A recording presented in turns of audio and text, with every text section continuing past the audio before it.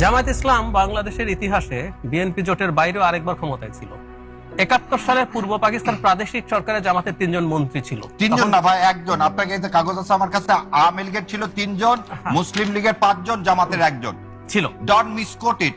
জামাতে ইসলামের যে সেটা ছিল মালিক সাহেব, ডাক্তার মালিক সাহেব। আপনি যদি মনে করে থাকেন ১৪ জন ছিল, ১৪ জনের মধ্যে একটা জামাত। এই যে মিসকোটেশন, জামাতের ৩ জন, আওয়ামী লীগের ৪ জন। সে কথা বলেন না কেন?